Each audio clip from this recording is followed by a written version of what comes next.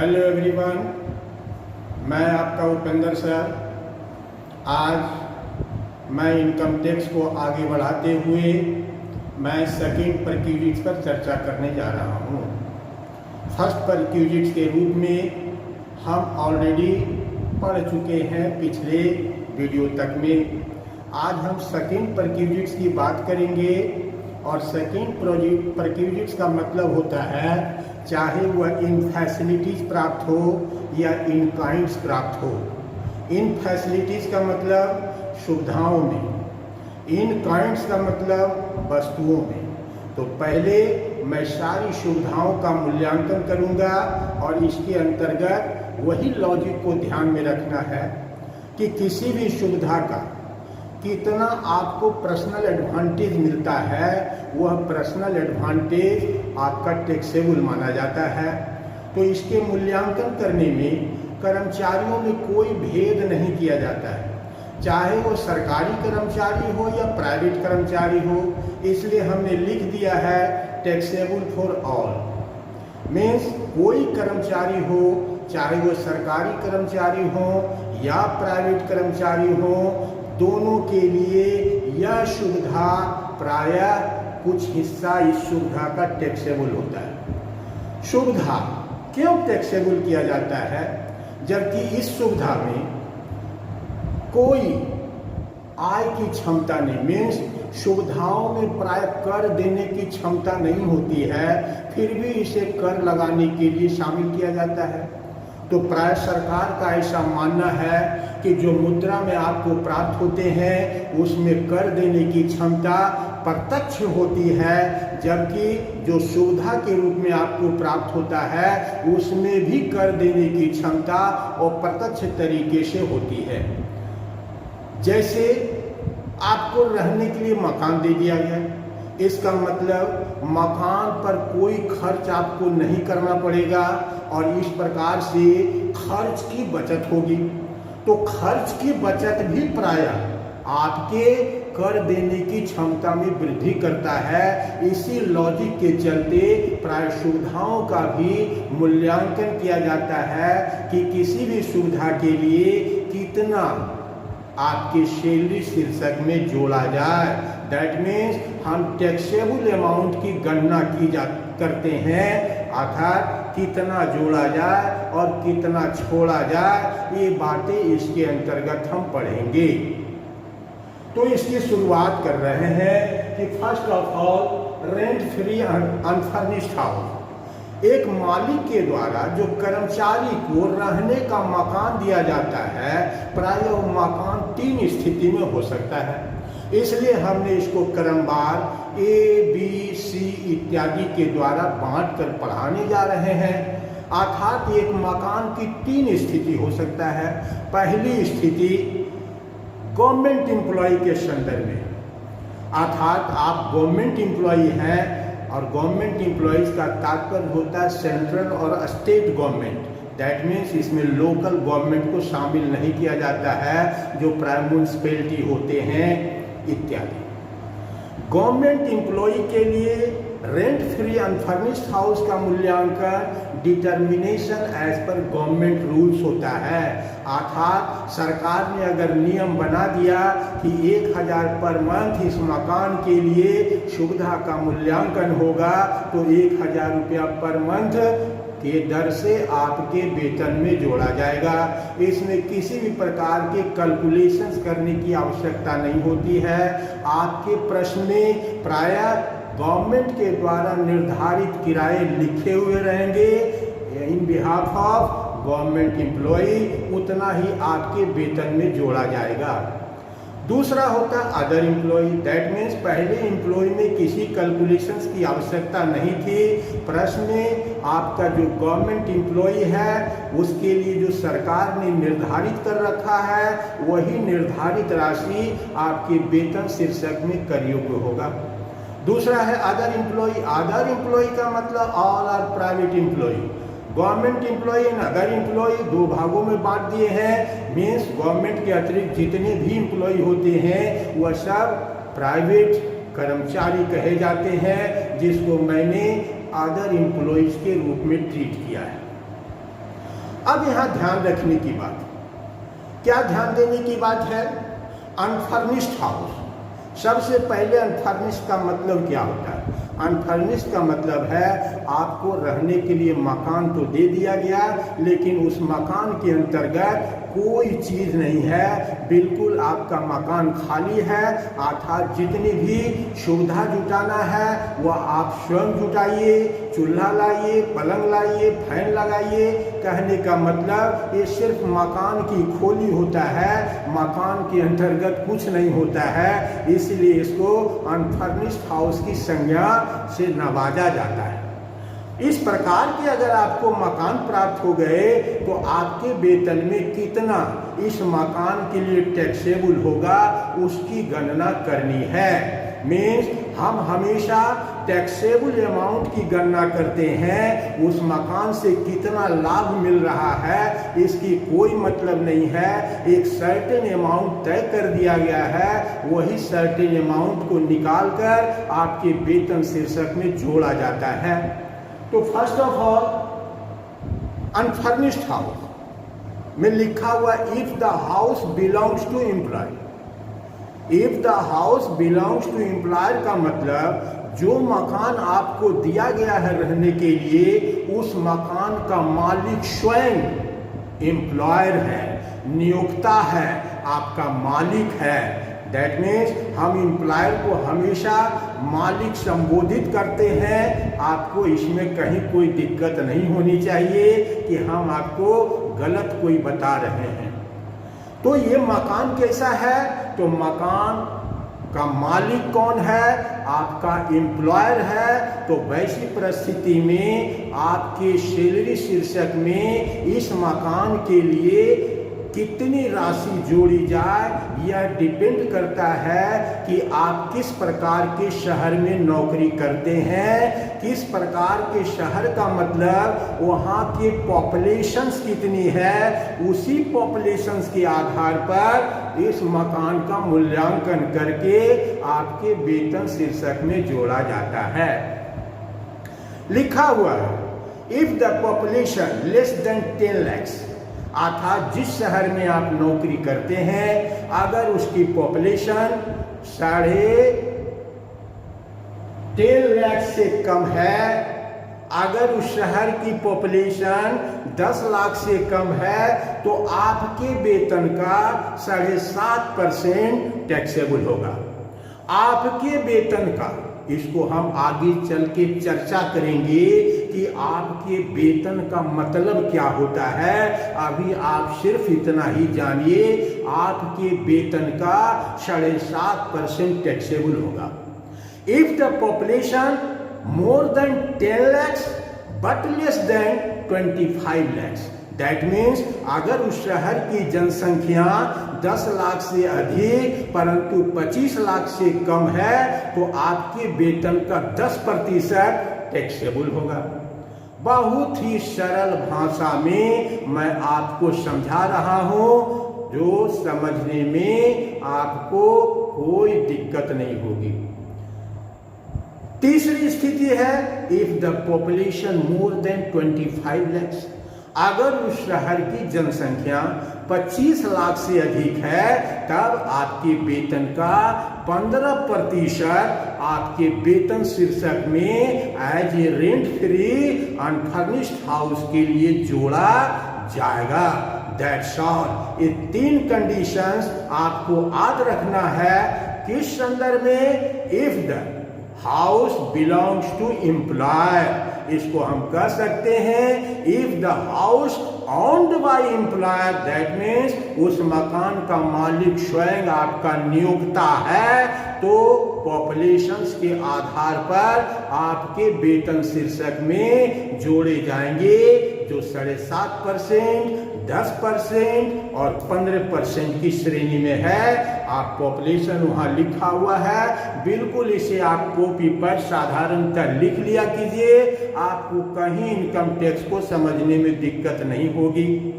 दूसरा, मकान तो आपको हम देना चाहते हैं लेकिन हमारा कोई मकान मीन्स आपके एम्प्लॉयर का कोई मकान नहीं है, तो एम्प्लॉयर क्या करेगा? उसी शहर में मकान को भाड़े पर लेकर आपको रहने के लिए दे दिया जाएगा।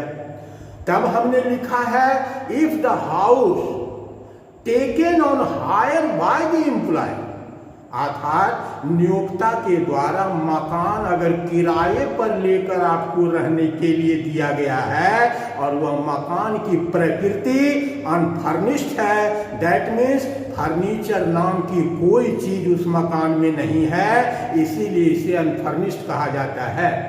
तो अगर एम्प्लॉयर ने मकान को भाड़े पर लेकर आपको रहने के लिए दिया है तो आपके वेतन का 15% और अथवा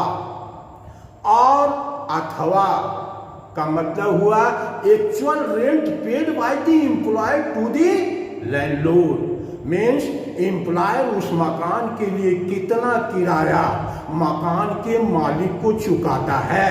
ये दो फिगर सामने में रखकर चुनिए व्हिचएवर इज लेस, जो कम है वही आपके वेतन में जोड़े जाएंगे।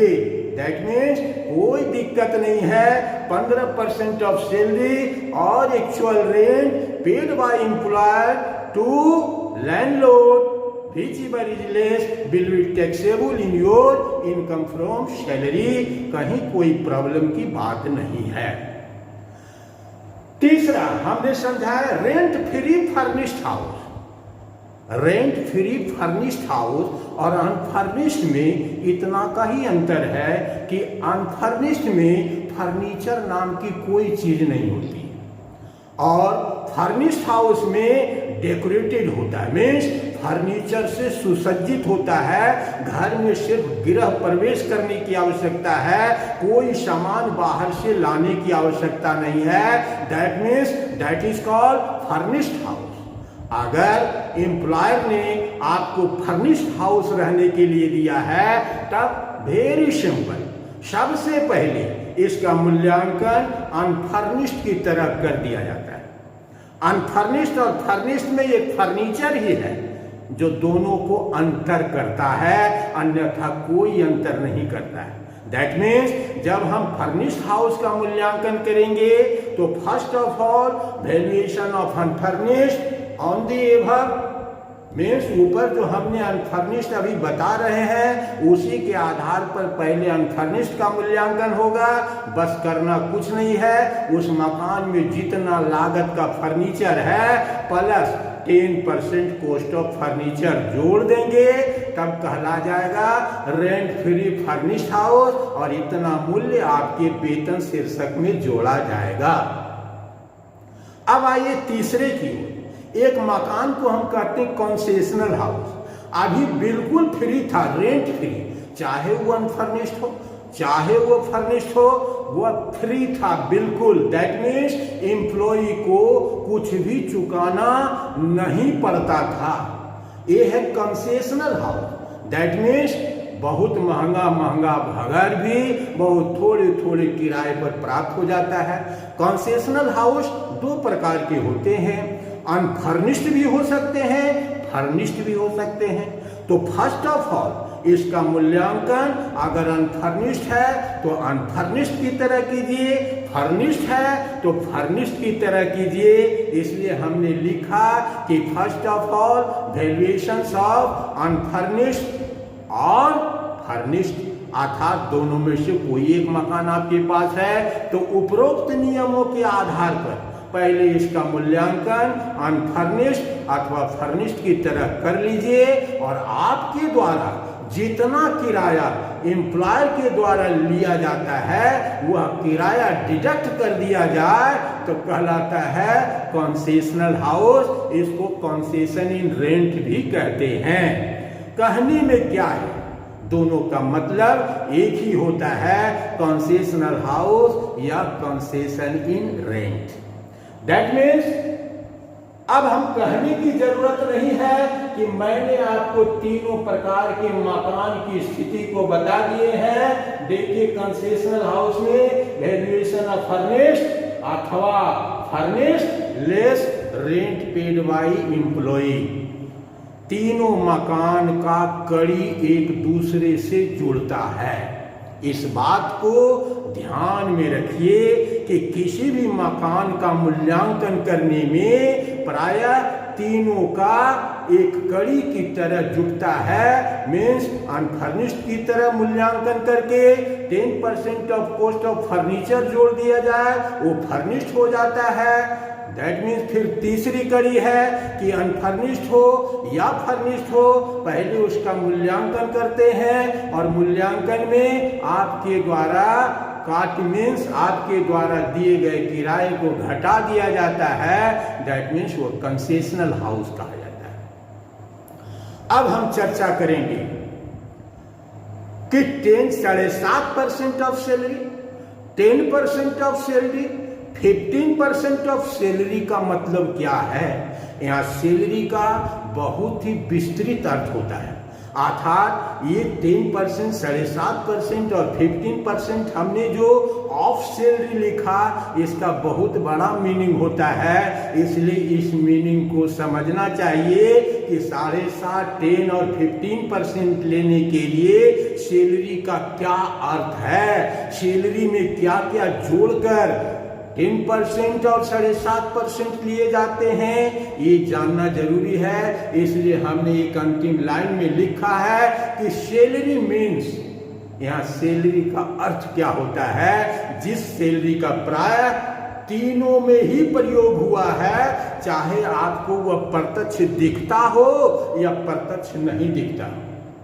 कंसेशनल हाउस में प्रत्यक्ष नहीं दिख रहा, फर्निश्ड हाउस में भी यह प्रत्यक्ष नहीं दिख रहा, केवल दिख रहा प्रत्यक्ष कहाँ, अनफर्निश्ड हाउस।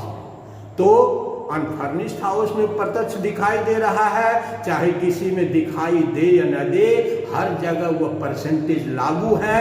कंसेशनल हाउस है, वहां पर भी यह परसेंटेज लागू है, चाहे 15% के रूप में हो या 7.5%, 10% या 15% के रूप में हो, लागू तो हर जगह है। तो सैलरी मीन्स ना केवल सैलरी, बल्कि सैलरी के समानान्य अर्थ जो रखते हैं, जिसको हमने पहले ही वीडियो में क्लियर किया था कि सैलरी का अर्थ ना केवल सैलरी, बल्कि salary, wages, commission, bonus, advance salary इत्यादि का भी हमने प्रयोग किया था। ये सैलरी का एक विशाल अर्थ होता है। सैलरी का कहने से केवल सैलरी का ही बोध नहीं होता है, बल्कि सैलरी के साथ बहुत सारी बातों का बोध होता है। सैलरी में सैलरी, बोनस, कमीशन, फी इत्यादि all are monetary received that will be full taxable. एक नंबर में ये बताया गया था। दूसरा नंबर में हमने पढ़ाया फर्स्ट परक्यूजेस जो आपको कैश में प्राप्त होते हैं, इन कैश प्राप्त होते हैं, और उसको टर्म के रूप में हम क्या कहते हैं, एज एन अलाउंस। आज हम पढ़ रहे हैं सेकेंड परक्यूजेट, और सेकेंड परक्यूजेट के रूप में आपको क्या प्राप्त होते हैं, इन फैसिलिटी, सुविधा। और पहली सुविधा जो बहुत ही इंपॉर्टेंट है, महत्वपूर्ण है, वह है एकोमोडेशन। किसी भी शहर में सबसे बड़ी समस्या खड़ा करता है रहने की जगह। अगर मालिक दे दे तो कहीं कोई दिक्कत नहीं कि हमको नौकरी मुंबई में करना होगा या दिल्ली में करना होगा, रहने की परेशानी से आप मुक्त हैं, क्योंकि एम्प्लॉयर आपको यह सुविधा प्रदान करता है। आप जहां भी नौकरी करने जाएंगे, इन सुविधाओं का लाभ मालिक के द्वारा आपको दिया जाएगा। तो अभी हम पढ़ रहे हैं इन फैसिलिटी। जब इन फैसिलिटीज खत्म हो जाएगा तो हम पढ़ाएंगे इन काइंड्स। इन काइंड्स क्या होते हैं, किसे कहते हैं, उसे किस प्रकार से टैक्सेबल करेंगे, तो हम इसको भी डिस्कस करेंगे। ऐसी बात नहीं कि इसको हम छोड़ देंगे। अभी हम फैसिलिटीज की बात कर रहे हैं। तो salary means salary, bonus, commission, wages, fee, all are monetary received. ये सब मौद्रिक प्राप्तियां हैं जो एक नंबर का वेतन कहा जाता है। 2 नंबर का अलाउंस है। अलाउंस भी प्राय मुद्रा में प्राप्त होते हैं। ये भी मॉनेटरी रिसिप्ट है, लेकिन इसके 3 भाग हैं।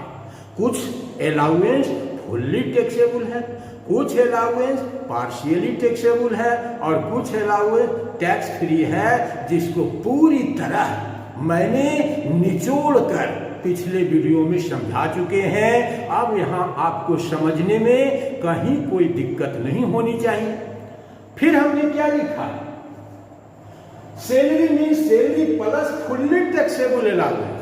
फुल्ली टैक्सेबल अलाउंस का मतलब dearness allowance, dearness pay, medical allowance, marriage allowance, education allowance, all are allowance. Sorry, education allowance second category में आता है, मैरिज अलाउंस इसी कैटेगरी में आता है, सिटी कंपनसेटरी अलाउंस, ये सारे अलाउंस बिल्कुल आपको पर्सनल एडवांटेज के रूप में मिलता है। दैट मीन्स ऐसे अलाउंस का 100% आप व्यक्तिगत लाभ उठाते हैं, इसीलिए ये अलाउंस 100% टैक्सेबल होता है। इसलिए हमने इशारा कर दिया है, पिछले वीडियो में पूरा देखिए, समझ जाइएगा कि फुल्ली टैक्सेबल अलाउंस होने का कारण क्या है, इसके पीछे लॉजिक क्या है। तो लॉजिक है 100% पर्सनल एडवांटेज के लिए ये अलाउंस आपको दिए जाते हैं, इसलिए इसे फुल्ली टैक्सेबल अलाउंस कहते हैं। ये सारे अलाउंस आपके वेतन में जोड़े जाएंगे 10% और 15% लेने के लिए। तीसरा डियरनेस पे, चौथा डियरनेस अलाउंस।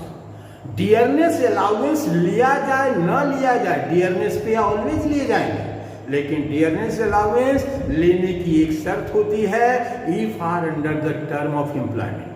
अगर यह डियरनेस अलाउंस आपको सेवा की शर्त के अंतर्गत दिया जा रहा है तो इसे भी यहां पर लेंगे, अन्यथा इस डीए को केवल डियरनेस अलाउंस प्रश्न में लिखा हुआ रहे तो यहां लेने से भूल जाइए, लेने की आवश्यकता नहीं है जब तक कि उस डियरनेस अलाउंस में सेवा की शर्त वाली बात न लिखी हो। फिर लिखे हैं taxable part of allowance. 2 number में मैंने आपको समझाया एग्जेम्प्टेड अमाउंट, अर्थात 2 नंबर के अलाउंस को ही हमने पूरी तरह से पढ़ाया, 1 नंबर के अलाउंस को पढ़ाए नहीं।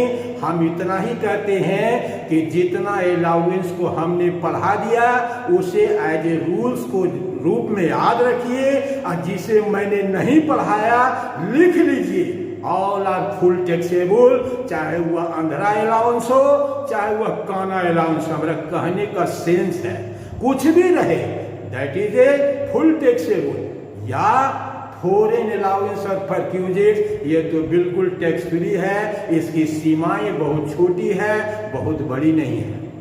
तो taxable part of allowance, taxable part of all allowance, आपको जितने भी 2 नंबर के अलाउंस प्राप्त हुए हैं जिसमें एग्जेम्प्टेड अमाउंट के अतिरिक्त जो अलाउंस आपको प्राप्त हुए थे वो आपके वेतन में जोड़े गए थे, वही जो जोड़े गए थे that is called taxable part of allowance, उसको भी यहां रखना है। और रखने के बाद जितनी सैलरी अमाउंट आएगा उसी सैलरी अमाउंट का 7.5%, 10% और 15% के रूप में इसका प्रयोग करेंगे। तो बिल्कुल आप अच्छी तरह वैल्यूएशंस ऑफ अकोमोडेशंस समझ गए होंगे। समझने में हमको जैसे लगता है कि इसे, मैं बार बार कहता हूं कि इसे कॉपी पर लिखने की जरूरत है और लिखकर इसे रटने की जरूरत है। मैं रटने के लिए उसी स्थान पर बच्चों को कहता हूं जहां इसकी आवश्यकता है, वरना मैं हर एक चीज को समझने और समझाने के अंदाज में पढ़ाता हूं, लेकिन यहाँ रटना थोड़ी मजबूरी है, इसलिए जरूर इसे कॉपी पर लेकर आप अपना काम पूरा करेंगे। अगर यहाँ पर कहीं भी कुछ समझने में दिक्कत हो, मैंने पूरी तरह से इसे लिख दिया है, आप इसका स्क्रीनशॉट ले सकते हैं और स्क्रीनशॉट लेने के बाद इसे आप कॉपी पर डाल दीजिए और इसे स्मरण कीजिए, अध्ययन मनन कीजिए। आपको इस परक्यूजिट्स के मूल्यांकन करने में कोई दिक्कत नहीं आएगी। आज तक मैंने इतना वीडियो बनाकर आपको दे रहा हूं और आपसे एक रिक्वेस्ट यही होता है कि वीडियो आपको अच्छा लगेगा ही। कभी भी आप निकालिए, नुस्ख निकालना सीखिए। नुस्ख कि हम किस प्रकार के वीडियो से ज़्यादा सीख पाते हैं।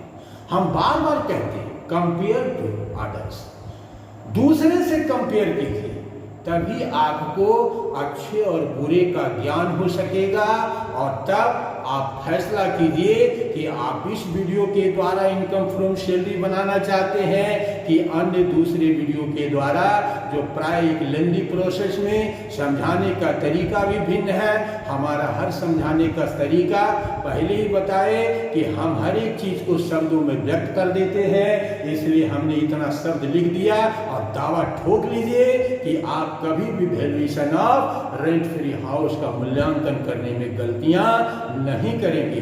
अर्थात वीडियो के लिए हम हमेशा कहते हैं अच्छा लगे तभी इसे लाइक और सब्सक्राइब कर लें ताकि मेरा हर एक वीडियो तुरंत आपको मिल सके। इतना तो हर एक टीचर अपने लिए रिक्वेस्ट करता है कि वीडियो अच्छा लगे तो लाइक शेयर एंड सब्सक्राइब कीजिए। तो बच्चों आज के लिए इतना ही, मिलते हैं फिर नेक्स्ट वीडियो में। तब तक के लिए पढ़िए, खूब पढ़िए, मन से लगा के पढ़िए। धन्यवाद।